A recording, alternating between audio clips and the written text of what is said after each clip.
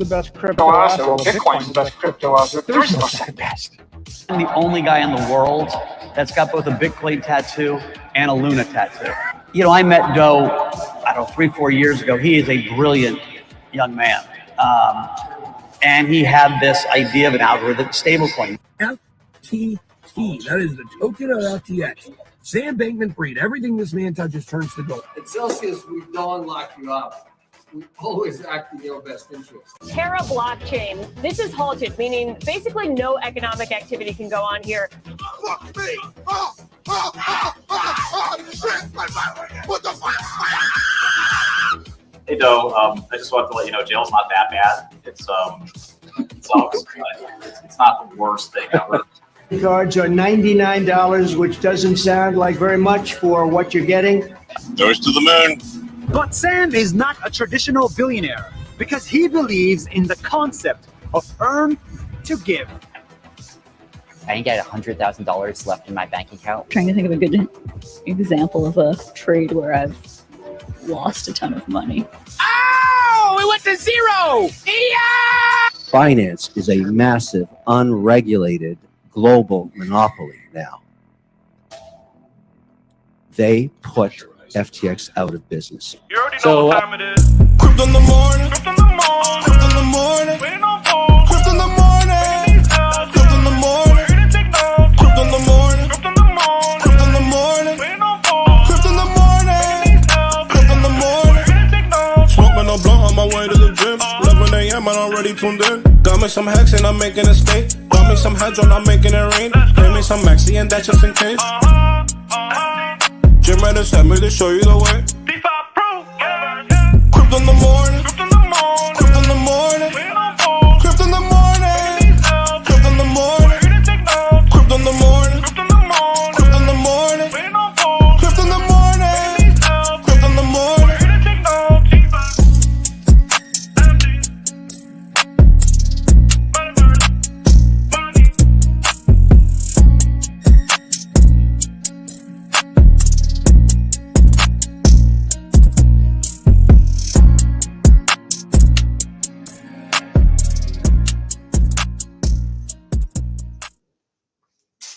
Happy New Year's in 2023. Is it 2023 right now? 2023. 2022 was a epic year. Think about best year of my life. Yes. By mile. And 2023 is going to blow 2022 out of the water easily. And if it doesn't, my God, I'm ready for the fight. I don't even care anymore. I don't even give a shit. I'm ready for war. And like seriously, because things can happen on the negative just as good as the positive when people are making crazy moves that are not legal and stuff. Or, you know, against the Constitution, as we say over here. Sam, I want to get right into the nuts and bolts of it. If you're in here and you've never watched this show before, we're going to get into like basically, if you want us to be honest, the brass tacks, the VIP exclusive cryptocurrency that this show basically tells people at a baseline to buy is Ethereum. Sam, do you recommend your adult friends with money buy Ethereum sometimes on occasion if you run into them? Over the holidays, I was talking to a buddy and he started putting money into crypto. And I was telling him about LP and stuff like that. And he got into the LP, but then he felt a sort of way as it flipped from one side to the other. And I was like, dude, you don't need to do LP. Just buy Ethereum. You'll be good. You'll be good. Buying Ethereum every month, buy another $1,000, $500 of Ethereum. Yeah, especially if it goes to $250 for any God bless it, it gets down that low. It might not. Ethereum merge. Look, actually, I want to stop us right there. We're not allowed to talk. I mean, we are allowed, but we're not going to talk about the price yet because there's so much nuance there if you have not been sticking around. Like, I'm not willing to just bring up the price because so many dramatic things have changed with Ethereum this year. And people really don't even know. They kind of know because we did all those ETHW episodes. It was kind of a big deal, but it's a bear market. So people just, whatever. But that's not the case with the Ethereum chart for burn just heading down to zero in negative, and Ethereum's already been appreciating. It's the best asset, and it's the most liquid. It's the most exchangeable, probably. Yeah, the fees are tough, but that kind of adds to the value of the system in a way. That's what more mature investor in a way. You know what I mean? Serious people will assume. So there's a study they did with bottle of wine. They told you, here's a $50 bottle of wine, glass of wine. Let us know what you think of it. Here's a $1,000 bottle of glass of wine. Now, try both of those and let us know what you think. Inevitably, and they've repeated the study multiple times. The $50 bottle of wine, hey, yeah, that's good and whatever. But the $1,000 bottle of wine, you imagine how much smoother that is, the $1,000 bottle of wine. The flavors are just jumping into your palate and singing praises of joy with how delicious it is, right? And what they told them afterwards, it was the same bottle of wine. So the idea that you can take away from that is that the greater the price somebody pays, the more value they get because of this. They create a different story here, right? Oh, the flavor palette is just jumping with joy in their mouth. They can taste the oak in the wine because they're just creating the story here, even though it's the same thing. So when you think about this for Ethereum, right, versus say Binance or Ethereum versus anything else, Ethereum has higher prices in terms of fees. So in people's minds, automatically, it's more valuable. Well, and because poor people won't play there. You know, sometimes at a country club, it's not necessarily that no one else plays golf, but it's that you're not big money guy. You go to the biggest country club if you're the big money guy who plays golf. Not necessarily matter if you're that good at golf, right? But it has a little thing about it. But we're kind of just bullshitting because if you just look at the volume, the per transaction on Ethereum 24-hour, how much the USD per transaction is extremely high comparatively to the other blockchains. Like we're talking extremely, like 6 times more money per transaction or something. $350 million over the last 24 hours, which remember was New Year's for a lot of the world. If you're living on planet Earth, 350 million. And if we look up, let's see, BSC is about 147. So more than double what BSC is. And BSC has like 5 times the transactions. And BSC has the 3rd highest used stablecoin in the history of cryptocurrency too. So don't forget that. Like they have a stablecoin over there that is very liquid and very large and very everywhere. And that in Ethereum doesn't, I mean, USDC, yes, Tether, yes.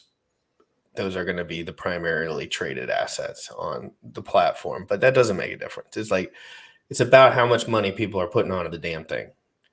And because it means a lot in crypto because people really move their money quick. Anyway, I want to talk about the merge for a second and I want to give a shout out. Well, these guys have extremely high follower counts compared to my accounts, but that's not really in crypto. It's weird because people kind of go through ebbs and flows. But like this dude, if you're watching this dude on a daily basis, you're making an extremely good decision. Period. Well, tell us who this guy is. This is the Daily Gwei. Everyone knows him in the chat. The Daily Gwei. That's his show. It's just called The Daily Gwei. He does Ethereum updates every single day. The Daily Gwei. This is just a clip from someone else's thing. I don't exactly, Sam, I just dig up all these videos. I don't know where they come from. I feel horrible, guys, that I'm not good at accrediting people. But I usually have like a 50th of the followers that they have, so I don't really care. Maybe I should care, but I don't really care. And I feel bad sometimes because I'm like, man, these guys do a lot of good work, and I kind of just hawk them. But in this day and age, Sam, I think it's important to know, like, when people use my stuff, like Jack posts all my videos, and I'm like, thank you, sir. Thank you. Like, I'm glad there's 100 people that follow me because you posted that. Thank you. Correct. And it's not necessarily that you get the credit for it. I'm not even tagged. I don't even care. I'm in there, baby, like swimwear, baby. When you just have more people who see your shit, it's valuable. Period. Like it's just the value accrues back to you, sometimes very quickly, sometimes more slowly. But if 100 people who see my shit decide to chop it up and or share it with somebody else, that's tremendously valuable. Even if they take my name and shit out of it, but they see me, they understand me, they hear my voice, they hear the ideas, the perspective that I'm sharing. That is valuable, and that value accrues back eventually. So if you feel like what you say is valuable, which I do. Generally, I don't remember anything that I say during those things, nor do I watch them back. But I'm pretty damn sure I'm prepared and ready to at least say something that makes logical sense, moving like in the conversation, and keep a good conversation moving. Anyway, biceps in the chat for the Daily Gway. I'm going to start shouting people out more and tagging their stuff and putting in more effort, because I think that's proper.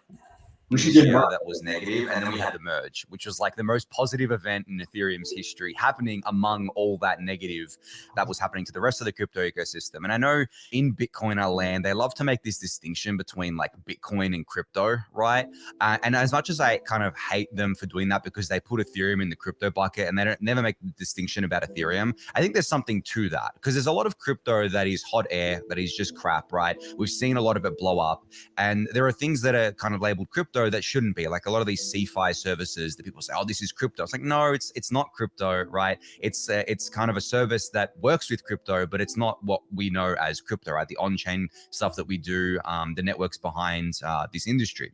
So I think from that perspective, you know, sometimes the Bitcoiners have a point that there should be a little bit of a distinction there between those things. But in saying that, I think on top of all of that as well, in terms of market action, yeah, I mean, it's quite surprising to an extent of like how, I guess, resilient ETH has been. I think for a lot of people, it's not surprising to me, I should be clear. Like I fully expected it to play out like this, given the position ETH is in right now, not just on the fundamental side, but also with EIP 1559 and the merge having that massive issuance reduction, which definitely impacted ETH's performance this bear market. I mean, without that, I think post FTX collapse, ETH would have gone to triple digits again. It would have been pushed down by all that extra miner sell pressure, because miners were capitulating on the Bitcoin side, and there's no reason to believe they wouldn't have been doing the same thing on the Ethereum side. So I think that a lot of the fundamental work that has been done has come home to roost, so to speak. Like, this is years in the making. As I mentioned earlier, Ethereum has a long roadmap. It takes years to do things, but it does things that are extremely impactful and continue to impact the network and the community and the ecosystem over longer periods of time. Whereas a lot of these alt ones, they try to take shortcuts, right? They try to get to a position where they think that they can be as dominant as Ethereum, and sometimes they can get to a position where they grow really, really quickly, right? Both on the price side and see some kind of adoption. Maybe that's because they have a massive liquidity mining program, but then it's all short-term games. It doesn't last very long. It doesn't even last a year, really. I mean, we saw the alt one mania happen basically the second half of last year, and then we saw it all fall apart this year, and it fall apart in a very spectacular way. Not just on the prices, as you said, a lot of them are down 95%, but their network activity is down even more. And even the biggest competitors that people considered to be, you know, actual Ethereum killers, like we always hear that term, but people were really serious about it this time. Like, no, you know, Ethereum's finally done it. They've failed to scale, so now these other networks are going to take over. I mean, just to name one, Solana, for example, they have less kind of TVL than chains that I haven't even heard of before. So, like, to put that in perspective, Solana last year was considered the ETH killer. It was going to be the thing that finally dethroned Ethereum, but as DC mentioned, these other L1s have taken shortcuts. They've compromised on specific things, and Solana is definitely a poster child of that, compromising on decentralization to achieve this scale. And in my opinion, they've gone the wrong way about it, and I think we've seen that. But you can take the other side of that and say, okay, well, this is just Solana and the other alt ones trial by fire. And I'm like, I don't really buy that. I feel like Ethereum is in such a strong position now. Ethereum is solving its scalability issues, and it's not just been about scalability. It's been about so many other things. But Ethereum is in such a strong position compared to what it was last bear market. I mean, 2018 and 2019 was very brutal for Ethereum and for ETH as an asset. But this time around, people can see that ETH, as Ryan said, is not down like anywhere near the amount the other coins are down, right? And it's even up or performing better than Bitcoin. I mean, the ETH BTC ratio is flat on the year. In 2018 and 2019, it went down like 90+%, which was just crazy. So, Sam, this is where this leads us. He breaks that down pretty good, and I think we rode that wave with all of them. And do you agree with everything? And what do you see as Ethereum? We've seen the Ethereum deflation chart and how much Ethereum is getting burned, and we're in a brutal bear market. Could this just get out of control?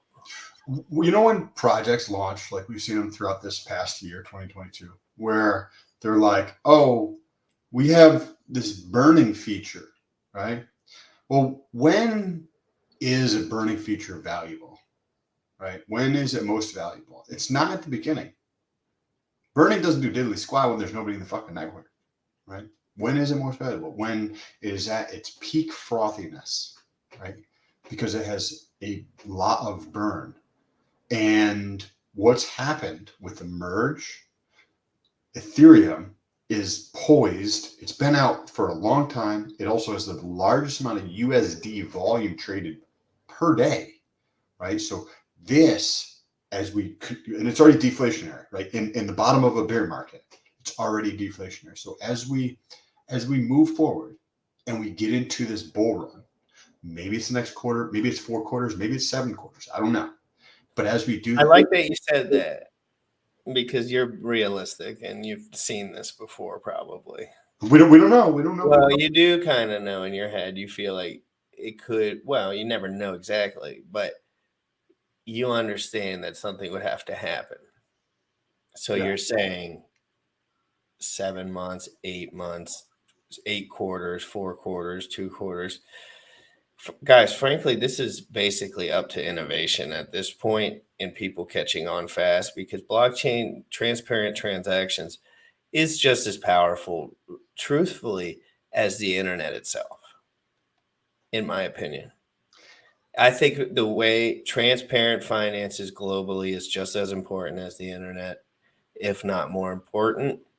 And I don't think people see it yet. And I don't think people know why transparent ledger is important. I agree. And I think they think blockchain is some sort of like rocket science shit, and it's not at all. It's just transparent. You could see everything. Court cases all day. Oh, that's all they show anymore is court and bullshit. No transparency, zero anything. This is why this is here, and this is why this is disruptive. We need transparency. And it's gonna be could be a wild ride. That transparency and permissionless is extremely important. And when you look at the position of Ethereum relative to any other blockchain, there's lots of people who are passionate about these other ones, but it almost, and I know they bring this up often because I studied it for 10 plus years, but it almost reminds me of Tesla. For years and years and years, still to this day, Tesla's been years ahead of the competition. And when you are perpetually running, and I think Tesla will be the biggest company in the history of the world. People think, I said this a couple of years ago, that Tesla is going to be the largest OEM, which is the original equipment manufacturer, say for vehicles, by 2030 or 2031. And people laugh at me like Toyota, VW, they're not going to beat them. These people are utterly clueless. They don't realize how far ahead Tesla is. Now, let's relate this. So far ahead, years ahead. Now relate this, and they don't stop. So it's not like I'm 3 years ahead. Okay, cool. Exactly. Remember we talked before the show about roadmaps? Like when people have roadmaps and already have momentum and like amazing success, like it gets dangerous. Because the blockchain is easy for these guys, I feel like. It just takes a while to implement. It's not as hard as making a rocket, I can imagine, or like a supercar. That's a perfect segue. Okay, so what you just said, right? The roadmap. What is that? Effectively, it's a vision for the future of how you want to create reality, right? Tesla did this with their Elon did it with their master plan, right? And then master plan 2, when he created master plan 1 in a record amount of time, then it was master plan 2, right? And what we have here with Ethereum is a very similar situation. They're so far ahead of all the competition on many different metrics, and they're so far ahead. It's like they're not even playing the game the same. Exactly. That's why it's weird. I don't like people like this guy, like Tesla's gonna crash. I'm like, what do you mean Tesla's gonna crash? Like, what are all the cars gonna explode? Like, my neighbor is a crackhead. He's got one. Like, everyone's got one. There's people, right, that think Ethereum's gonna die, and that's one of those guys, right? Well, Ethereum would only die if something super specific as fuck happened, and it was like for the people in the United States. But I don't really think it could die like everywhere. It won't die, right? But the people who think Tesla's going to die are the same type of people who think blockchain's going to go away, right? Like it's just they're not at the stage in their life where they understand reality yet, right? They just can't comprehend it. Well, like they don't understand how far ahead Elon is mentally, why he doesn't sit around and talk to everybody and shit all day long, and like probably has shit relationships with his wife and all that stuff, because he's a fucking got the best company in the world. That's like not the easiest thing to do, and I think he does a stand-up job, frankly. Sam, let's get right. I want to get right. Go ahead. So sorry. So think about that. Tesla, like the Ethereum, is like Tesla, but it's in blockchain. Ethereum's so far ahead. They actually have a vision that's beyond like the next 6 to 12, 13 months, where a lot of blockchains are like, we're going to do this, this, and this. They have the next quarter.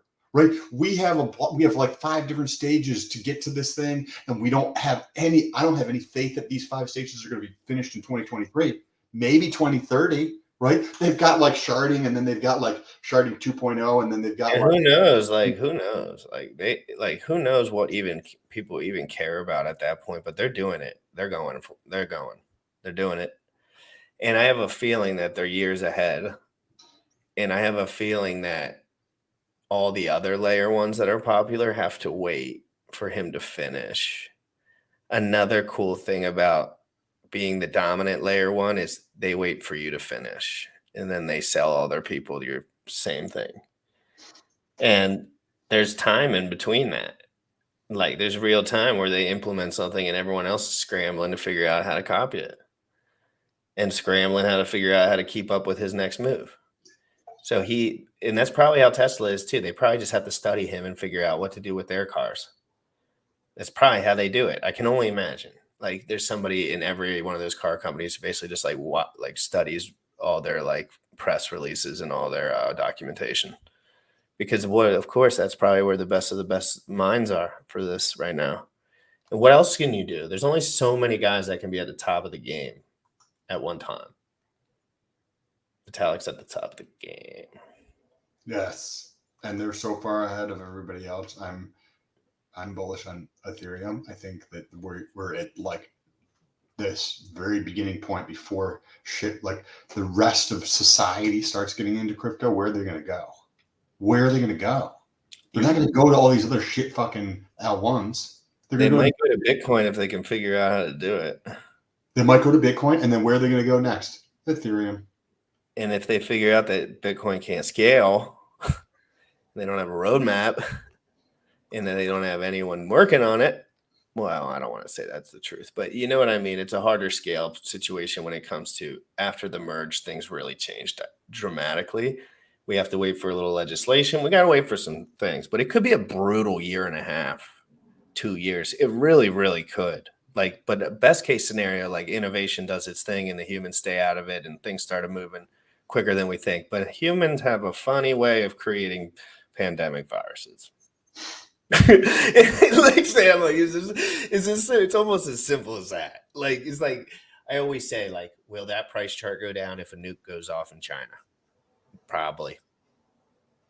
And we know that humans will do stupid, like idiotic stuff that is not right, that is not in the best interest of everybody, that is specifically spiteful to hurt people. Like that shit does happen from people in power because they want more power and they don't give a F about you whatsoever.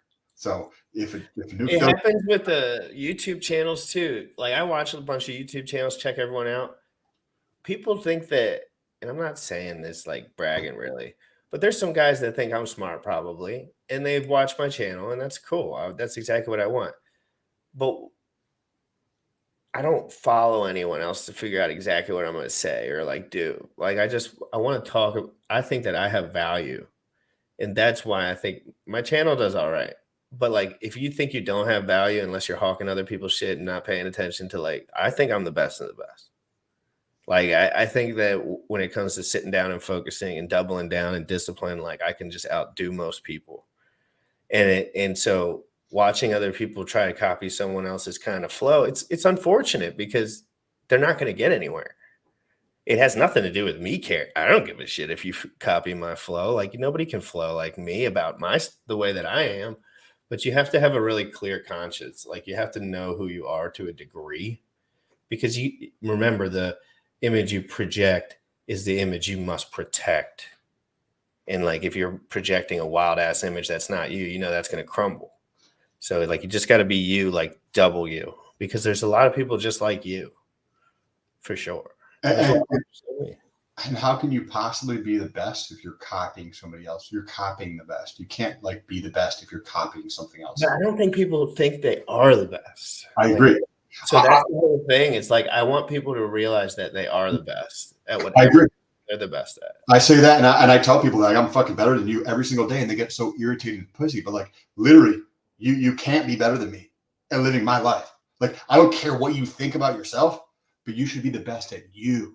At doing you and how you live your life, the most authentic version of you, and you should think you're the best. Completely agree. 100%. And people hate, like, dude, I've been getting hate since I was in elementary school. Why? Because I was boisterous. I was fun, and I was willing to fight, and I was willing to do whatever, and I was having a good time most of the time. But I was a wild little child. But people, I've been in the principal's office since I was a baby. Everyone told me I was I know how it feels to be like, completely different from everyone or feel different or like push. And it just makes you realize life is faster. Everyone is different and you have to find what you're good at and you have to push in that direction. And everyone's going to tell you to stop and that you're going to fuck up. And your bills might stack up. You might not have as much money. But if you put in effort every single day, you win. But if you put in effort in the wrong way, you will lose too. Like you have to know that you're the right guy for the job. You have to actually feel like you're the right guy for the job. Like I watch other people's stuff and I'm like, like they're not up for the task. They're not up for the task at hand. They just want to get it over with. And yeah, that happens to everyone on occasion. But like this should be your life's passion, your life's mission, and whatever that is, you cannot stop someone if they have a goal and a mission. That's for real. And they think they can get there. I don't think you can stop people. You can't. This is going to be a beautiful next decade as we, continue to distill all the information that was like in silos. All those silos. Do you know what a silo is, right? They use them in farming. For like putting hay in them. Grain and shit like that. Yeah, right. It's this vertical thing like this, right? It's a silo is what they call it. And these silos you can think about those as silos of information, right? So they might have silos of like the best farming ways of doing things in certain, maybe like Idaho or shit like that. Or you can think of it in finances, like there's a silo in New York and that's where all that information resided. Or in tech in California, right? There's a silo and that's where it has resided. But with the internet, with things like this, we're live, right? All of this is happening globally. So these silos are breaking down. All that grain, which is valuable information, is now seeping out to the marketplace. This next decade is going to be the most abundant decade the globe has ever seen. Yes, there's a lot of crazy shit. And if you're a young man, there's only a few things that you have to do. And it's basically what you have to not do, because you're going to fuck it. You're just going to suck at everything for the next couple of years, but try your hardest. Understand the only things that you can, if you have a child with doing it in an improper way with someone you maybe don't trust, you're screwed. If you get some sort of disease from doing things wild, you're in trouble. And if you do anything that'll like drastically change your life, like if you go to prison, if you do if you start doing hardcore drugs, if you start like hedonistic absolute madness, these are the only things that can take you out as a youngster. All you have to do is survive until you can understand, because it takes a few years, because your deed does a lot of the thinking. But once you can get it out of your system, just don't. I break all the rules, but I don't do anything illegal. You know what I mean? Like I've always done the things that people would say, you cannot do that. I'm like, well, this doctor says I can do it. Fuck you. Like, but I'm always put myself in a position where I would not, have some big, prison date coming or something like this. Like other than, when I was really young. But you got to stay safe. If you're just going to have a kid and stuff, like, you're not investing. Bye. You're screwed. But also remember, as you get big enough, if you're big enough, it doesn't matter what the rules are, not from the sense of like you want it to do, but from the people in power. If you get big enough and you create enough influence, they'll come after you and just change the rules, period. Like, look at Donald Trump. Look what they're doing to Andrew Tate. Anybody who builds, who's not a talking piece of the system, they'll just change the rules. So whatever you like, hey, you're not doing anything illegal. Cool. Let's change the rules. So what he is doing is now illegal to put you in jail or take. Yeah, is he in jail? Is he still in jail? I don't know. We'll see. We'll talk about that one. I think I got one more video. Let's just think for a second. Let's get back to we talking about Ethereum today, basically. Why, I play around on Binance a little bit, guys, but in general, I focus on Ethereum as far as like, if I'm making methodical decisions, I'm going to try to do it on Ethereum because I think Ethereum, and this is something Richard Hart said all the time, is the most secure. And I think he means secure from a couple different angles, not necessarily like software secure, but more so like it's written in stone. If you know what I mean? Like, I remember looking at Ethereum on the thing when I was like 20, sitting there looking at Bitcoin. I had no idea what it was. But I was like, what is this? Is Ethereum some sort of rock? But it was there. It was 10 years ago, 5 years, however long ago. It's 7 or 8 years ago. And that's crazy to think about. Like, it was probably $14, $34, $50 then. I don't remember. And I thought it was a rock. I literally thought it was a rock. And if you were in my situation, you would have no reason to think it was anything but a rock. I was living in a halfway house when I remember that shit. Like, I was like, that's got to be some cool rock.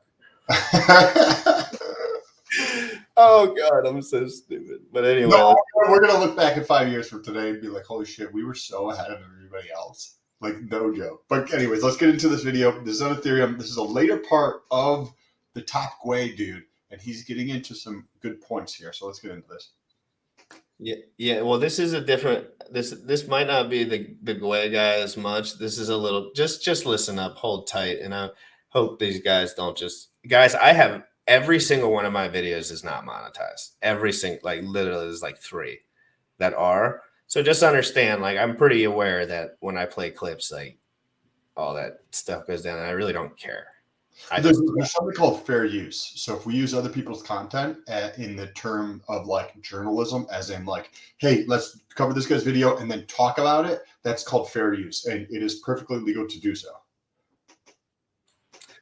Cool. I just don't want to boot my channel. So if I ever get booted, guys, we'll just do it on Sam's channel or the CITM channel, but hopefully get my channel back at some point, because I really just do the show for the most part and then like jump around from here to there. I'm also doing an interview with Nate Stakes on his channel. He's interviewing me, and he's asked me for a while. So I'm doing that today at like 6 p.m. So if you guys are into that sauce it. At the top of the 2018-2017 bull market, it blows my mind. Look, I think honestly, when I look at the space right now, like the next 2 years are going to be probably, I'm not going to sugarcoat it. I think if you're in the space right now, be committed and be focused on this long-term vision. But Ether, in my opinion, is on the verge of becoming the most important decentralized crypto asset, and certainly the most important decentralized crypto financial asset. And it's going to become the world's best natively programmable asset. And there's basically unchallenged for that use case and for its level of liquidity and fungibility. I think that's huge. And I mean, Justin alluded to this as well, but as you guys know, I'm super bullish on NFTs as well. NFTs as a whole ecosystem, and there's going to be a lot more than art and collectibles. But some of these art and collectibles have held up surprisingly well through what has been a heinous bear market so far. These are being held by collectors as true store of value assets. And I think having like store of value assets on Ethereum that are not just Ether only makes Ether even stronger, to be honest. It creates a virtuous cycle and economy that can build around that. So I don't, in the past, I know some people have viewed those things as potentially threatening to Ether. I think that's totally the wrong way to look at it. Ethereum is the only public blockchain which has a significant economy of digital goods and services on it, period. And I think that's just going to increase by leaps and bounds over the course of the next 4 years. I think that For me, one of the most bullish things that has happened is that I guess like supply change that we had with the merge, right? That massive issuance reduction, which is basically almost 100%, right? If we were still on proof of work, we would have issued, I think, 1.1 million ETH net of the burn. So that's including the burn. And then with proof of stake, with post merge, then this is since the merge, we've only issued 1,294 ETH, which is almost a 100% reduction in net issuance in 3 months. And today it's been 90 days, so it's been about 3 months since the merge. Now, of course, against USD, ETH has done nothing since the merge, and we all know that, right? But I look at ETH against other assets, and looking at against Bitcoin, it has performed so extremely well against Bitcoin in a bear market, which basically destroys every narrative that has gone on about Bitcoin being the flight to safety asset in bear markets, right? Now, if ETH is the flight to safety asset in a bear market, if ETH is the best performing asset in a bear market, what's it going to do in a bull market when we don't have this minor sell pressure, when we have the burn offsetting a lot of the issuance because activity goes up? What happens when people realize that the staking APYs or APRs are so good and you're getting it on an appreciating asset as well as time goes on? What happens when people realize that ETH is the only decentralized digital commodity money, programmable digital commodity money in existence? And not only is not only does it exist in such a way that makes its value accrue to itself. It doesn't just exist and the value leaks to everything around it. The value accrues to itself. The value accrues to holders. No longer is value accruing to miners who don't hold the ETH. They're forced to sell. It is now accruing to stakers, which are much less likely to sell because their costs are much lower, but they're also much more aligned with being ETH holders because they hold ETH. Like miners didn't have to hold ETH. They held ASICs, right? They held mining machines. So it was kind of like that split there. And then we also have the burn, which obviously all the activity or most of the activity that happens on the network burns ETH and brings it back into ETH as an asset, as a value accrual mechanism. So you take all that into account, and like, I don't know how you can be bearish on ETH. I mean, even in the bear market, the gas prices obviously are much lower, but we're still burning millions of dollars of ETH per day. And that's all going to pay dividends when demand. Sam asked me earlier if I could get this guy on the show, and I said once he finds out about Zen, he'll come on the show. And I have emailed him, but and he has a lot of fans, a lot. Seriously, he does a God's work on there. So I want to talk about Zen for a second because Jack states that Ethereum became deflationary because of Zen. At the moment, No, like sure. it did. At the moment that it did, but he says that still to this day. And I know that's marketing 101, but like. So what do you think about Zen and price appreciation? We were talking about this before the show, and I don't think that I see something in the near term that is going to be a catalyst to drastically increase the price of Zen. And I want to give you the big reason why. With the collector NFTs or a bulk minter, if I can put in $1,000 for say let's check the price of it right now. I think it's. And when he's done talking, we're not done talking about this, fam. So get your minds right. Where he wants to talk about this a little bit, and he's been thinking about it the last 2 days, and I've been thinking about it the last 2 days too. So we're going to talk about this for a minute, and there are a couple 1 minute, 2 minute videos associated with this that were launched today that we'll watch, like in between, because I think a couple of people have similar thoughts to you, but I want to be specific. Let's get specific. Okay, so say we do a batch mint with $1,000, and that yields 2 billion Zen, right? So 2 billion Zen times the current price, which is 5024 roughly, is $4,800. Now say that $1,000 for the collector NFT, and that is a term of 30 days, meaning you take $1,000, batch mint Zen for 30 days, that yields 2 billion Zen in 30 days, or in USD terms, $4,800. People are going to do this and sell the price down until it's not profitable for Sam, I know. You're so right. Okay. True. like everything he says is true, and I totally do agree. But there's some dynamics here that are a little different. I think the newness and the low market cap and low supply, and the fact that there's some rich guys that are just like this stuff now, and because of Jack or because of Google or because of whatever. And, you know, they're doing things right now to take a lot of the supply off. But remember what we said about a roadmap? Sure. Jack's roadmap is like, he's so excited right now. And you can't take that away from me. When I created this show and I was excited, and you know, I don't know if I could recreate that whole magic like right now. Like I don't know if I have it in me, but I tell you what, right back then I had it in me. Real, like I was not stopping for nothing. I was streaming for 4 hours a day to get 100 likes every. I would stream until I got 100 likes on the stream. It would take like 4 hours, and I would just tell everyone to like the stream the whole time. I was like, I'm going, and that's how you get some of these fans, right? So what I think. Sorry, I totally fucked that. No, that's another point that I wrote down. Yeah. So I agree. There's a roadmap for Zen, right? Jack has some interesting things potentially planned. The growth in terms of holders and users and awareness, mind share of Zen is explosive and has been explosive. It's only been 3 months, but it's still explosive. Now, if this trajectory continues, if Zen can continue to explode, if Zen can continue to accelerate the number of people who are aware of Zen, who are in Zen, who own Zen, right, and who OpenSea, dude, people see this stuff on OpenSea. We don't know much about that life, but I'm telling you, when these things are getting listed and traded on OpenSea, that pops up on all the OpenSea radar.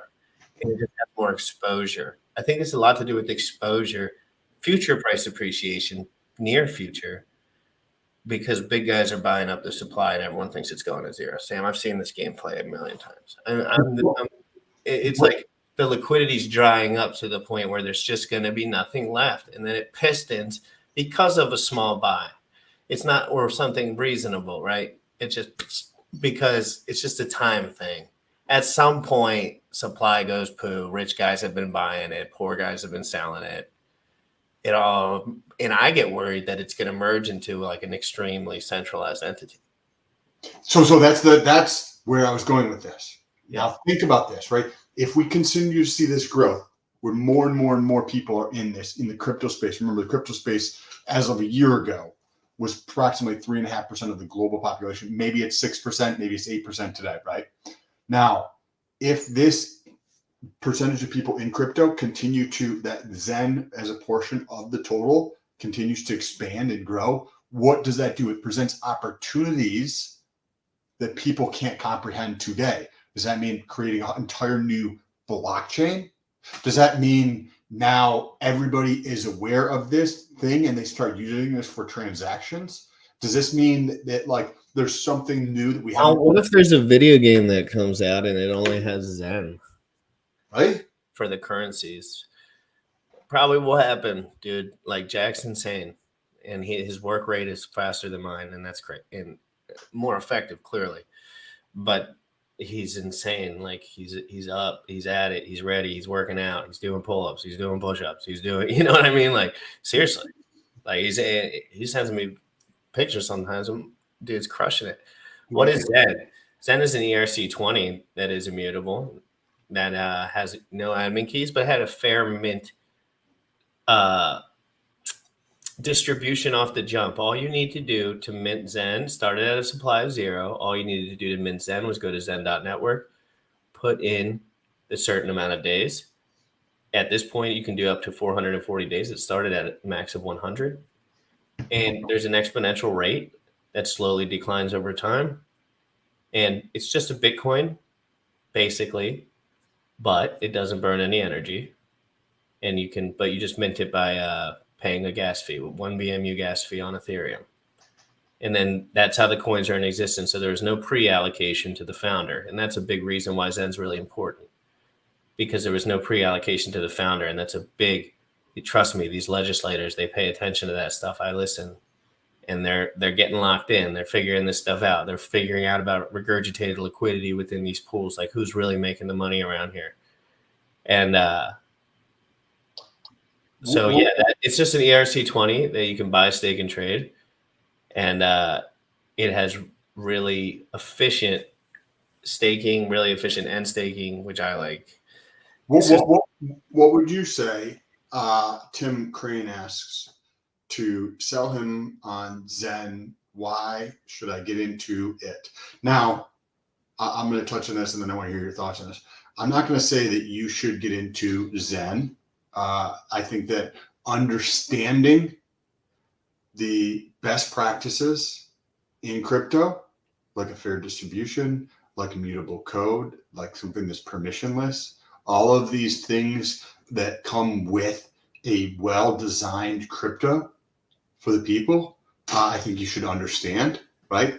But should you buy Zen? I don't know. That's up to you and what your life goals are and what you're trying to achieve. Well, I don't think you should buy Zen. I think you should mint it. Sam, you know, every mint for the first, I think after day 30 was profitable. Every single one.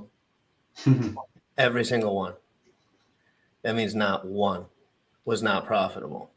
Those are the numbers that I look at, right? Like you could just batch mint and do it right, or you can be a degen. But if you just batch mint, like now you're basically in the same position that I am. Maybe I got a better rate, of course, but you know what I mean? Like I did like 6 or 7 accounts. I bought the bottom once, and I faffed around a little bit, but other than that, I just sit on the sidelines. I don't really care because I trust that. But it's risky. All of this is risky. Jack's not a rocket scientist. This is like he's not the Lord of Savior. Like he's just a guy with a little bit of want to, and a passion, and some prior skills in all of this region, being that he worked for Google. So it's called betting on a horse. Sometimes too. Like I see a roadmap with Ethereum. I see a roadmap with Zen. I see a roadmap with BNBP, and I see a roadmap with all of the coins that I have. Otherwise, I wouldn't buy them. Do you know what I mean? And the reflection token. I need Sam to understand the reflection token. So this was right after you got off, literally like 5 minutes after you got off. And then they got it on. And then Jack, this was right before launch. And Jack started talking about the reflection token. And I said, oh, hold up, everyone, hold up. What's the reflection token? Reflection token, and it's a token that you get for burning, Sam, burning Zen.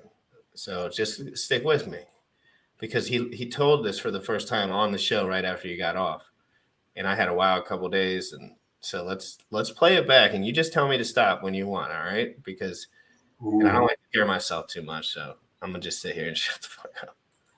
Okay. Some of us are plebs. Come on, teach. Teach. So do you want to go, Axel, or should I? So I can like start off a little bit. Start off, and then you pick up the crumbs. Correct me.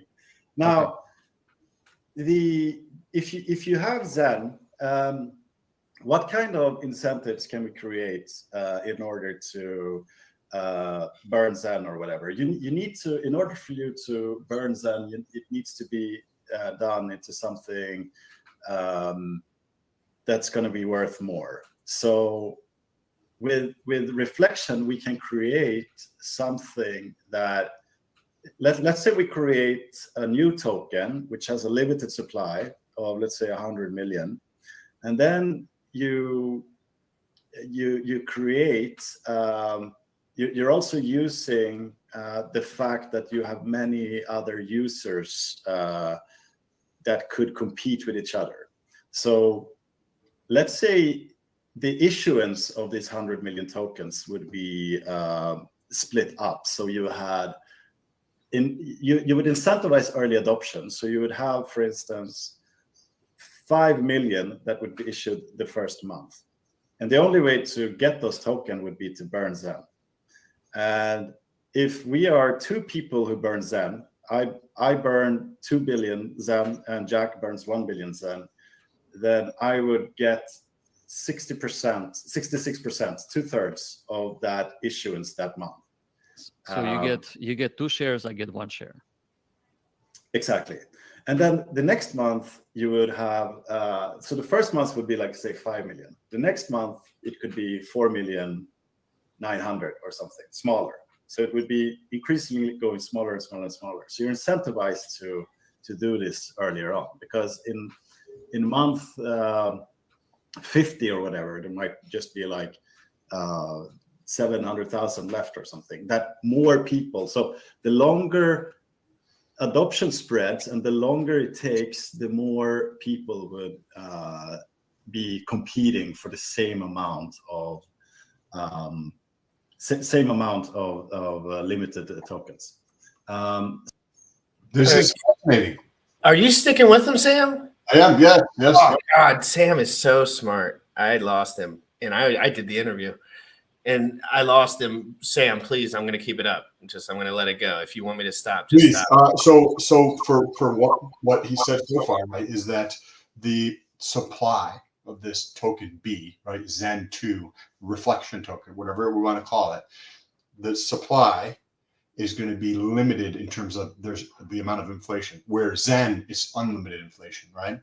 So with this, they're going to cap that, and they're going to say the most amount of inflation is happening in the beginning, right? This is very common. So have a lot of that, and it's going to track down over time.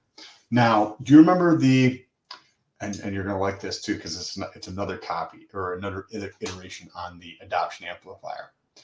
Remember how the adoption amplifier in Hex, you put in something and then you get Hex back at the end of the day, depending on how many people put in to get that amount, right?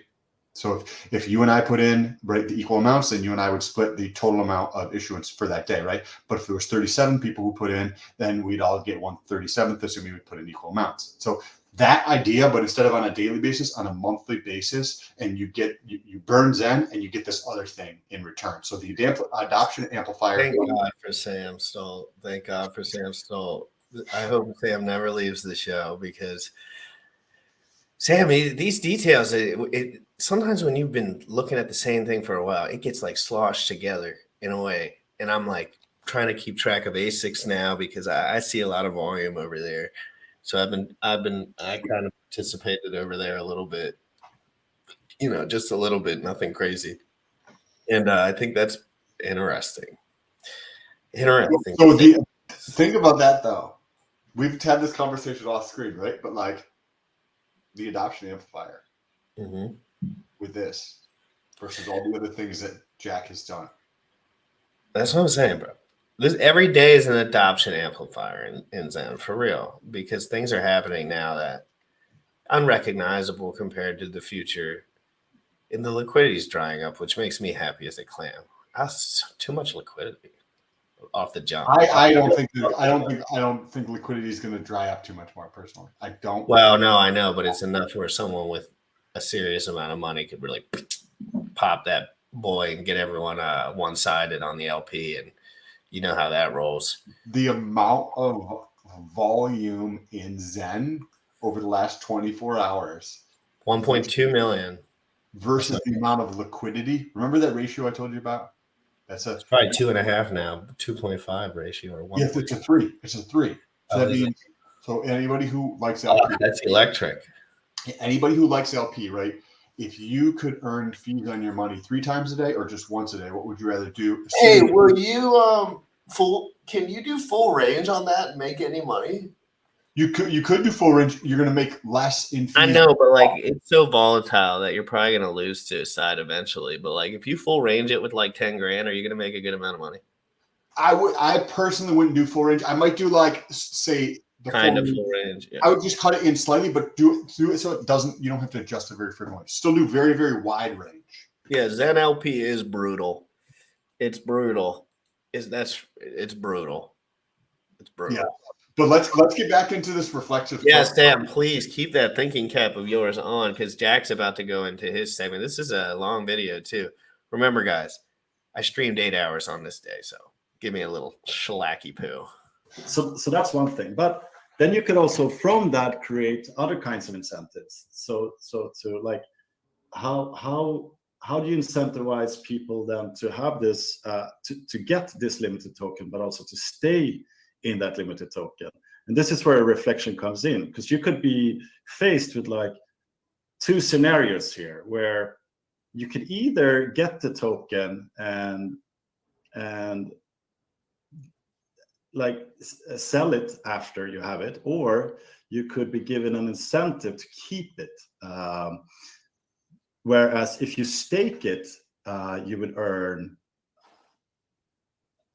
like more. So you could take part of the burning that goes on with the Zen initially, and then use that as distribution for the stakers as the yield. So let's cover the the three major points right here with the new token. So a reflection token, number one, it's capped, so 100 million in total and no more than 100 million. And the emission happens every 30 days, and it's a declining emission, which means we have, and also obviously the time is limited too. So the time would be 5 years. 5 years is 60 months. Every month we would emit, or the contract would emit, a declining number of tokens. So 5 million the first month, 4,900,000 the next, 4 million, 4.8, 4.7, 4.6, until it goes all the way down to 1, essentially. So on the month number 60, the emission is done. That's it. No more emissions, and the supply is capped.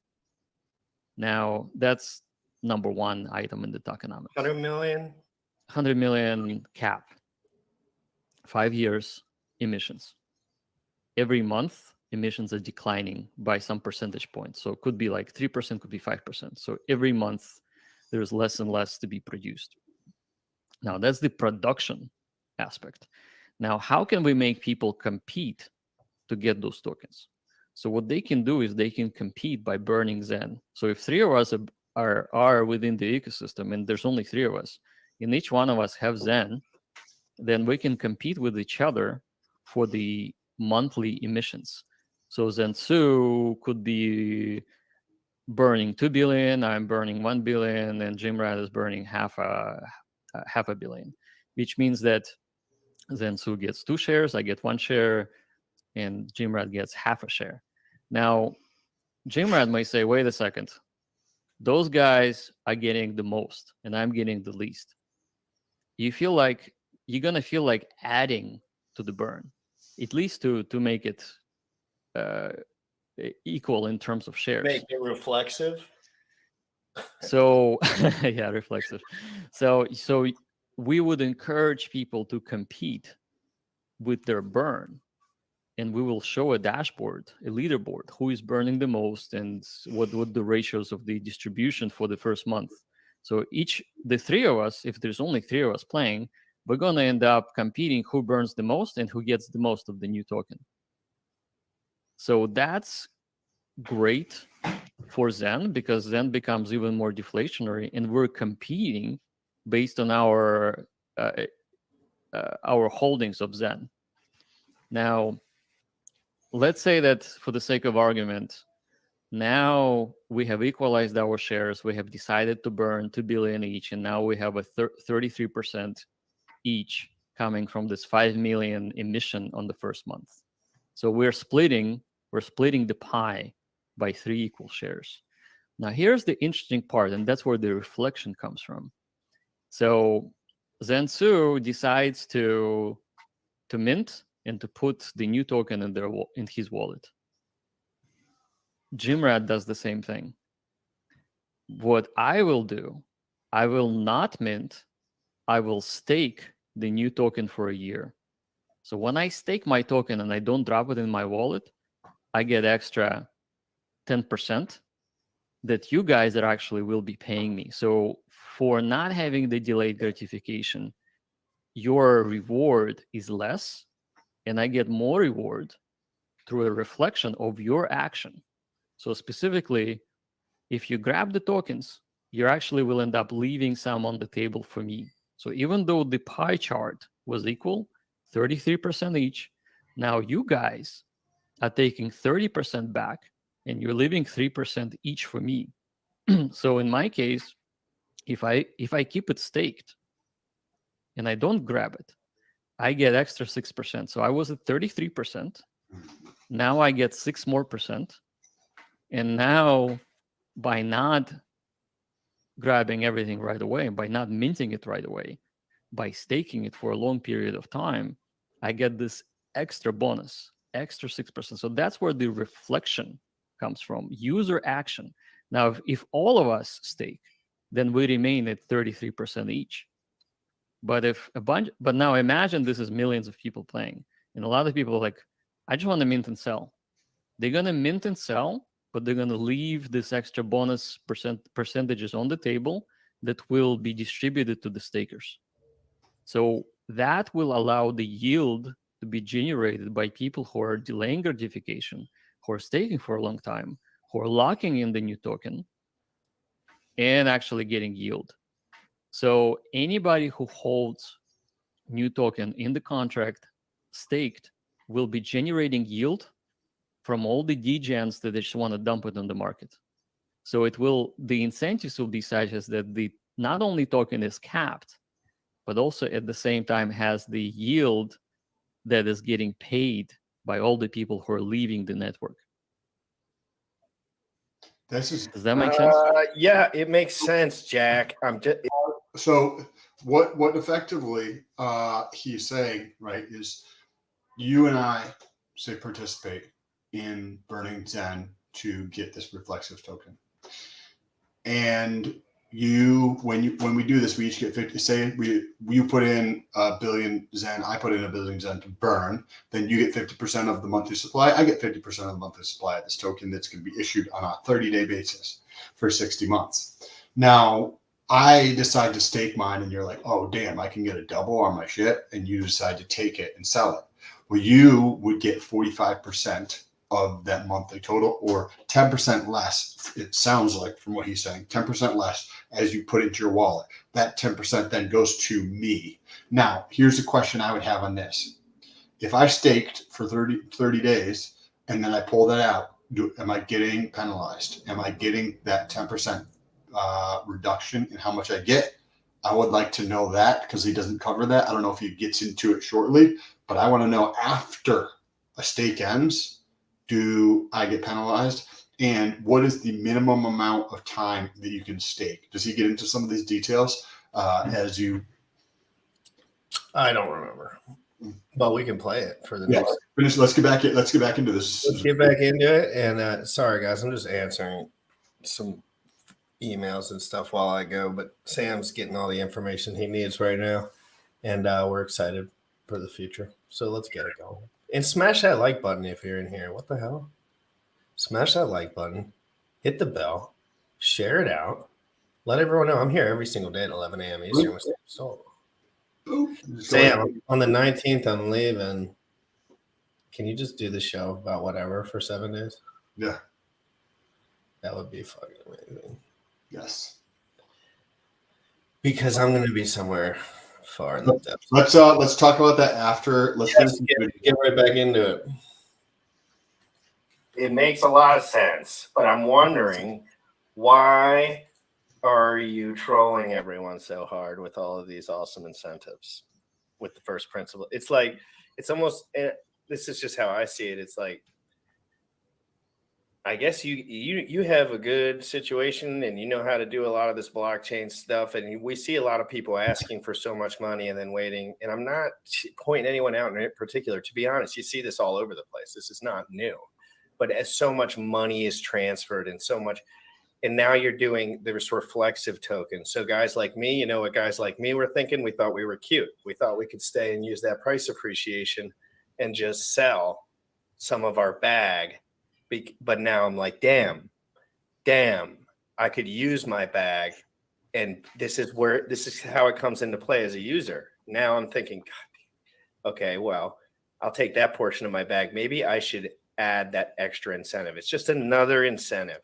So yeah, but let's not forget, like the whole everything that's built on this builds utility for Zen, in that you need to burn Zen in order to participate, right? So you could just like keep Zen, or you could like find something that's appealing within this for you to or you could participate in this as well. I try to do all of it. So here's the end result.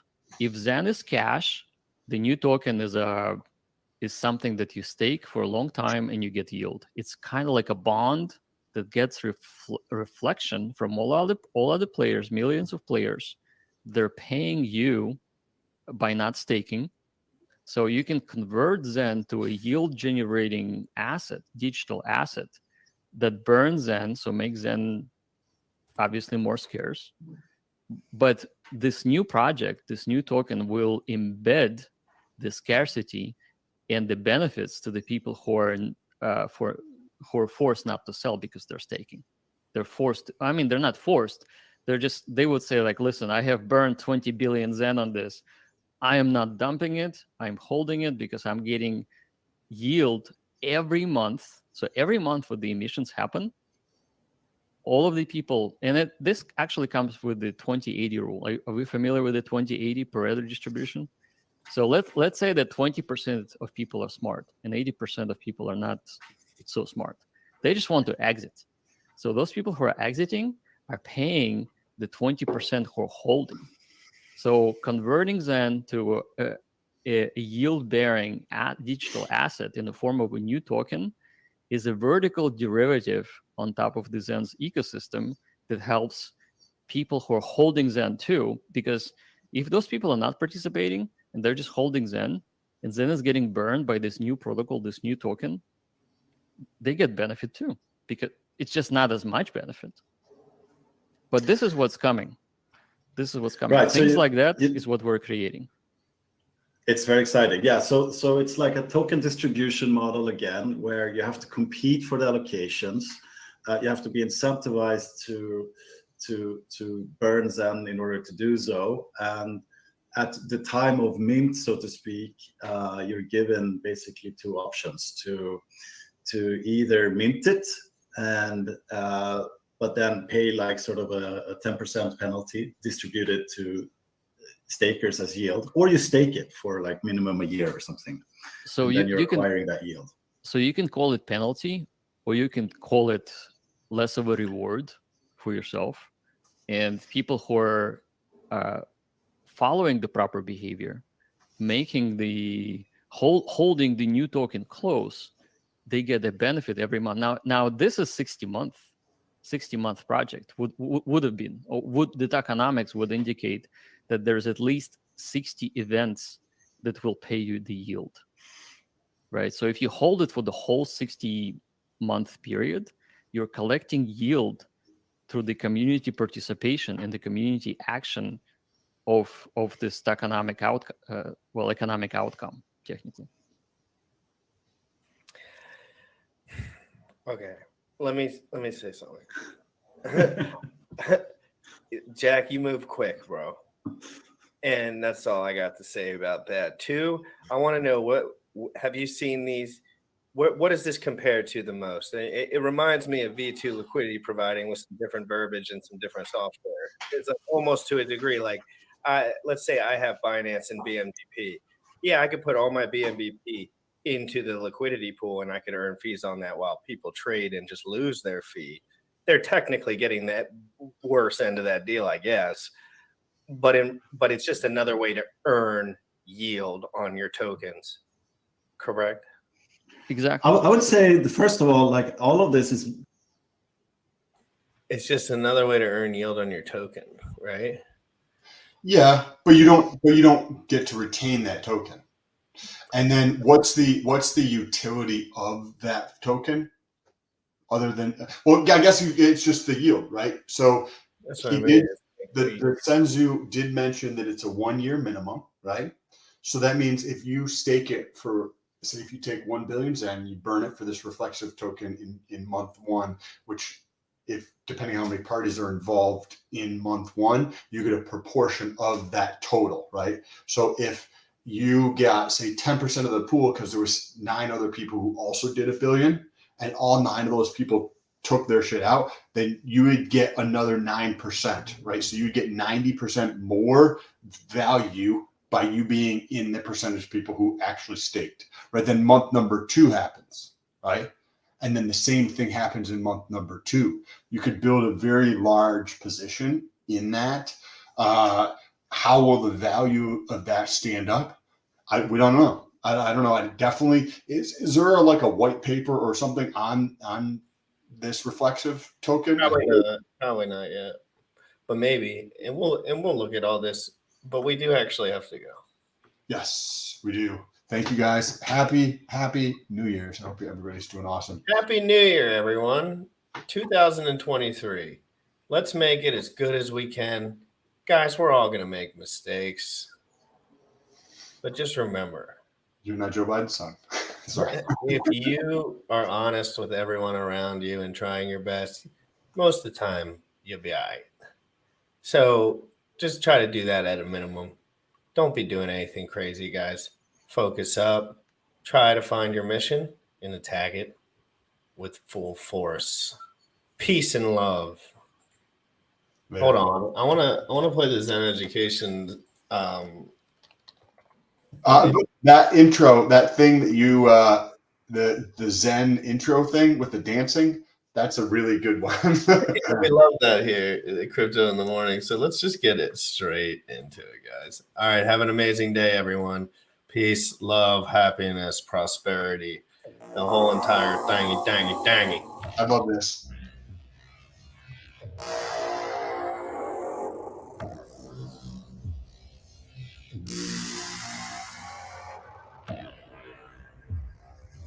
We